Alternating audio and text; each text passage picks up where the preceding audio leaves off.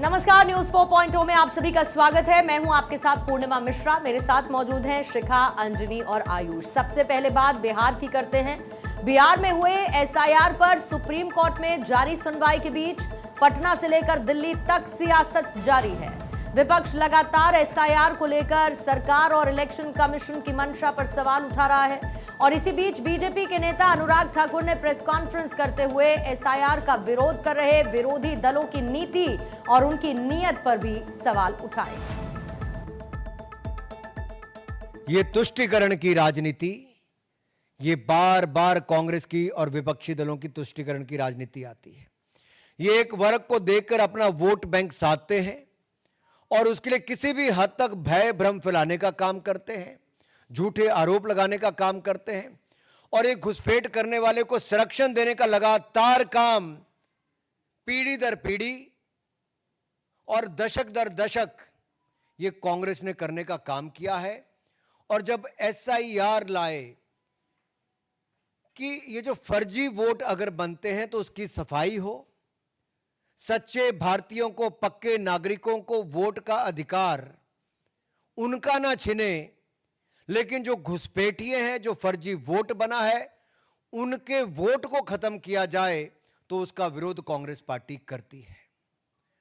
आखिरकार हिंदुस्तान के लोगों के वोट को नीचा क्यों दिखाना चाहती है कांग्रेस और विपक्षी दल?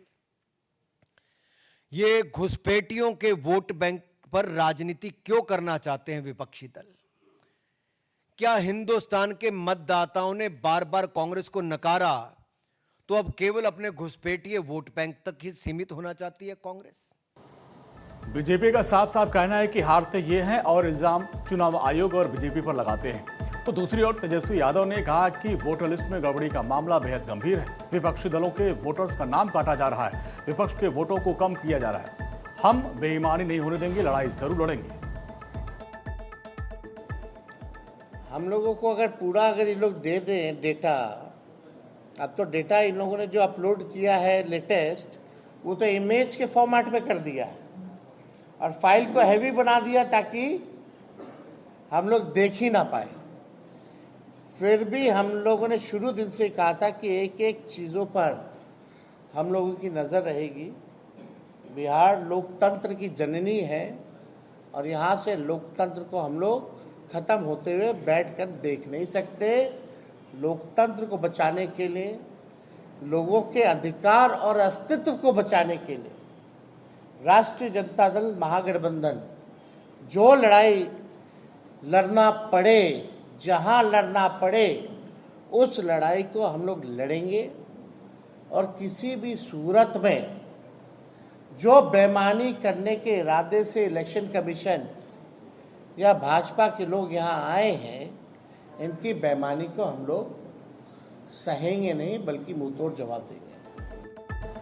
एसआईआर पर जारी सियासत के बीच एआईएमआईएम चीफ असदुद्दीन ओवैसी ने एक बड़ा बयान दिया। ओवैसी ने कहा कि कांग्रेस समेत अन्य विपक्षी दल एसआईआर पर बार बार सवाल उठा करके एक वर्ग विशेष के लोगों के वोट कटवाना चाहते हैं। तुम तो बोल रहे नाम नहीं आना बोल रहे ना तुम, इसका मतलब तुम भारत की नागरिक छीनना चाहने आ रहे थे, छीनना चाह रहे उनसे तुम लोग। अरे मेरी मुखालिफत करना है तो करो, मगर किसी का तुम सिटीजनशिप पे क्वेश्चन क्यों उठा रहे? इस तरह की वाहियात बकवास बक के ये लोग प्रूफ कर रहे हैं कि ये लोग किसी वोटर का नाम निकालकर उसको सिटीजनशिप खत्म करना चाह रहे हैं, उसको कहीं का नहीं रखना चाह रहे लोग। ये असल मकसद है उनका। एसआईआर पर चौतरफा सियासत के बीच सुप्रीम कोर्ट में इस मामले पर सुनवाई हुई। बिहार में एसआईआर में करीब 65 लाख लोगों के नाम वोटर लिस्ट से हटाए गए। इसमें करीब 35 लाख वोटर्स ऐसे हैं जो स्थायी रूप से बिहार से पलायन कर गए। 22 लाख वोटर्स जांच में मृत पाए गए, जबकि करीब 7 लाख वोटर्स ऐसे हैं जिन्होंने एक से ज्यादा स्थानों पर बतौर मतदाता रजिस्ट्रेशन करवाया हुआ था। प्रधानमंत्री नरेंद्र मोदी अगले महीने संयुक्त राष्ट्र महासभा यानी यूएनजीए में शिरकत करने के लिए अमेरिका के दौरे पर जा सकते हैं और माना यह जा रहा है कि इस दौरान प्रधानमंत्री मोदी और अमेरिकी राष्ट्रपति डोनाल्ड ट्रंप की मुलाकात संभव है।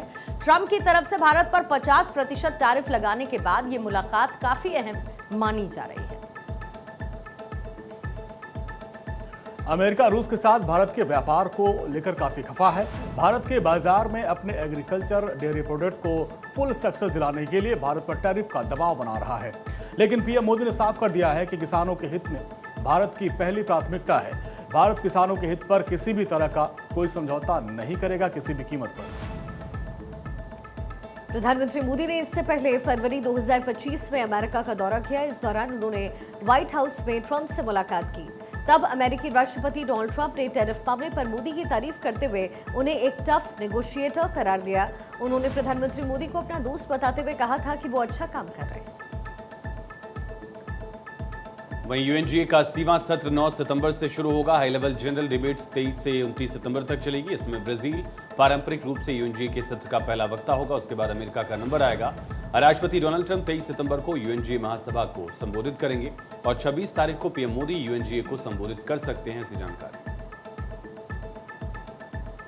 उत्तरी कश्मीर के उरी सेक्टर में एलओसी के पास आज सुबह सुरक्षा बलों ने आतंकियों के घुसपैठ को नाकाम कर दिया। इस ऑपरेशन के दौरान एक जवान शहीद हुए। सुरक्षा बलों ने पूरे इलाके में सर्च ऑपरेशन चलाया। पिछले 13 दिन में आतंकियों से सेना की ये तीसरी मुठभेड़ है। आज की मुठभेड़ से पहले 10 अगस्त को किश्तवाड़ के दुल इलाके में सेना को आतंकवादियों के छिपे होने की जानकारी मिली थी, जिसके बाद सुरक्षा बलों ने सर्च ऑपरेशन चलाया। इस दौरान आतंकवादियों ने सेना पर फायरिंग कर दी, जिसके बाद किश्तवाड़ में सर्च ऑपरेशन चल रहा है। दरअसल घाटी में 1 अगस्त से कुलगाम के अखल जंगलों में आतंकियों की तलाश में सुरक्षा बलों का सर्च अभियान लगातार चल रहा है। अब तक आतंकियों से मुठभेड़ 2 जवान इसमें शहीद हुए हैं, 9 जवान घायल हो गए हैं, जबकि 2 आतंकी भी मारे जा चुके हैं। वहीं पहलगाम आतंकी हमले के बाद से घाटी में आतंकियों का सफाया जारी है। 28 जुलाई को सुरक्षा बलों ने ऑपरेशन महादेव के तहत लिडवास के जंगलों में पहलगाम हमले में शामिल 3 आतंकियों को मारा। 31 जुलाई को भी पुंछ में एलओसी के पास 2 और आतंकी घुसपैठ के दौरान मारे गए थे।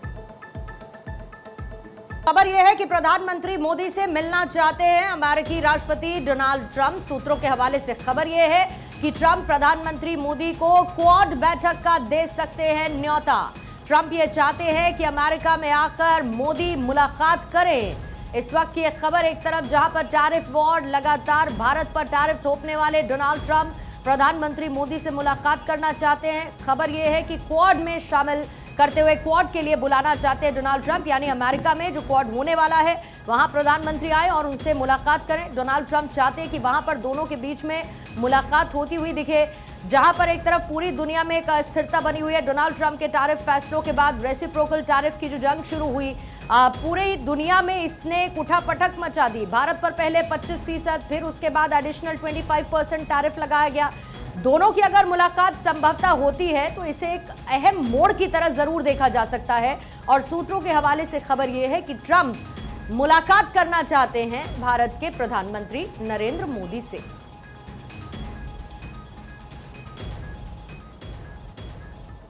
एक और खबर आ रही, टैरिफ विवाद के बीच अमेरिका भारत करेंगे युद्धाभ्यास, से हमारे सूत्र बता रहे हैं। अलास्का में होगा दोनों देशों के बीच युद्धाभ्यास, ये सूत्रों के हवाले से खबर है। दोनों देशों की सेना आपस में युद्धाभ्यास करेगी, ये बड़ी जानकारी। एक तरफ तो टैरिफ को लेकर विवाद बढ़ा हुआ है, लेकिन एक साथ युद्धाभ्यास की खबर सामने आ रही है। हमारे सूत्र बता रहे हैं कि दोनों देश आपस में युद्धाभ्यास करेंगे।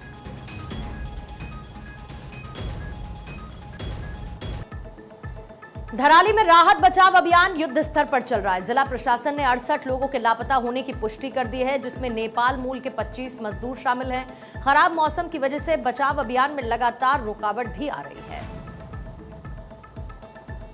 धराली में अब मोबाइल की लास्ट लोकेशन को ट्रेस कर लापता लोगों का पता लगाया जा रहा है। नंबर के आधार पर संबंधित लोगों की मूवमेंट को देखा जाएगा, इसके बाद उनकी जांच होगी। आपदा के बाद से ही नेपाल, बिहार, राजस्थान के कई लोग अपनों की तलाश में धराली पहुंच रहे हैं। वहीं धराली में बिजली पानी की व्यवस्था बहाल हो गई है। आज शाम तक इंटरनेट की कनेक्टिविटी भी पूरी तरीके से बहाल हो सकती है। दरअसल मंगलवार को डबरानी के पास OSC लाइन कट होने के कारण नेटवर्क कनेक्टिविटी अवरुद्ध हो गई थी। राहत बचाव दल रोजमर्रा की सभी जरूरतों और सामग्रियों को प्रभावित परिवारों तक लगातार पहुंचा रहे हैं। उत्तराखंड में लगातार हो रही बारिश राहत बचाव दल के लिए मुसीबत का सबब है। लोगों को हेलीकॉप्टर के जरिए आपदा प्रभावित इलाके से रेस्क्यू किया जा रहा है। सीएम धामी खुद ग्राउंड जीरो पर सक्रिय हैं। सीएम ने पीड़ितों से मुलाकात की, उनका हालचाल जाना और पीड़ित लोगों को हर संभव मदद का आश्वासन भी दिया है। और खबर है 15 अगस्त पर लखनऊ के डीएम का आदेश आया है। देशभक्ति की फिल्में फ्री दिखाने के आदेश 15 अगस्त के मौके पर हैं। यानी पहले आओ पहले पाओ, first come first serve basis पर टिकट उपलब्ध रहेगा। यानी आपको कोई पैसा नहीं देना है। जो देशभक्ति से जुड़ी हुई फिल्में हैं, लखनऊ के डीएम के आदेश के बाद 15 अगस्त को उन्हें बिना किसी चार्ज के, बिना कोई पैसा लिए दिखाने का आदेश जारी किया गया है। First come first serve basis पर, पहले आओ पहले पाओ के आधार पर ये फिल्में देखने का मौका लोगों को मिलेगा।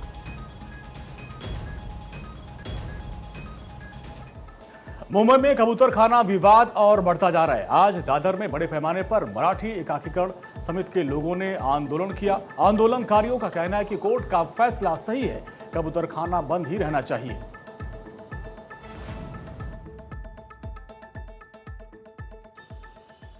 मुंबई के दादर में 150 साल पुराने कबूतर खाने को बीएमसी द्वारा बंद किया गया है और यह बंद जैन समुदाय द्वारा किए गए आंदोलन के बाद बंद किया गया। जैसा कि माननीय कोर्ट ने कहा था कि इसके लिए कमेटी बनाई जाएगी। कमेटी यह तय करेगी कि कैसे जो है दादर का कबूतर खाना चलाना है। हालांकि दादर के स्थानीय रहवासियों द्वारा यह मांग उठाई गई थी कि यहाँ कबूतर खाने जो है उसकी वजह से काफ़ी हद तक जो है पोल्यूशन होता है, लोगों को जो है लंग्स की बीमारियां होती है और इसलिए इस मामले को जो है मुंबई हाई कोर्ट ने संज्ञान में लिया और 2 सुनवाई किया है। दोनों सुनवाई में मुंबई हाई कोर्ट पूरी तरह से यह आश्वस्त है कि इस कबूतर खाने को जो है पूरी तरह से बंद रखा जाए, क्योंकि स्वास्थ्य से जुड़ा हुआ मामला सामने आ रहा है। अब सवाल यह है और शिकायत यह है कि आखिरकार कुछ समाज के लोग जो है चाहते हैं कि कबूतर को दाना खिलाया जाए, समाज के कुछ लोग चाहते हैं कि कबूतर को दाना नहीं खिलाना चाहिए, यहाँ से बंद कर देना चाहिए, जिससे लोगों को जो बीमारियां हो रही है वो ना हो। इसको लेकर आज मुंबई हाई कोर्ट की तरफ से फिर 3 बजे सुनवाई की जाएगी, फैसला सुनाया जाएगा। लेकिन इस फैसले को लेकर जैन समुदाय आक्रामक है। जैन समुदाय का ऐसा मानना है कि जब पिछली बार तोड़फोड़ की गई थी तब जो है मुंबई पुलिस ने उनके ऊपर कार्रवाई नहीं की थी, लेकिन आज मराठी एकीकरण समिति द्वारा जब आंदोलन के लिए यहाँ आया गया तो मुंबई पुलिस ने उनके ऊपर कार्रवाई की, उन्हें हिरासत में लिया और कई लोगों को हिरासत में लेकर उन्हें पुलिस स्टेशन भेज दिया गया है। इसीलिए यहाँ बड़ी संख्या में, देखिए आज सुबह से ही बड़ी संख्या में मुंबई पुलिस के यहाँ तैनाती की गई है। रिजर्व पुलिस बुलाई गई है, आरसीपी जो है मुंबई पुलिस की तैनाती यहाँ की गई है। तमाम पुलिसकर्मी आपको नज़र आएंगे। करीब 1 किलोमीटर तक मुंबई पुलिस की यहाँ तैनाती आपको नज़र आएगी। अब बड़ी संख्या में जो है पुलिस बल को यहाँ लगाया गया है। जानकारी यह है कि 3 बजे के आसपास जैन समुदाय इसी दादर कबूतर खाने के आसपास जो है आंदोलन के लिए बैठेगा। इसके पहले मुंबई हाई कोर्ट की तरफ से क्या कुछ फैसला आता है, इस पर लोगों की निगाहें टिकी है। लेकिन मुंबई हाई कोर्ट ने पहले ही कहा था कि इस विषय को लेकर समाज एक जो है कमेटी बनाए, कमेटी यह तय करे कि कैसे क्या कुछ करना है।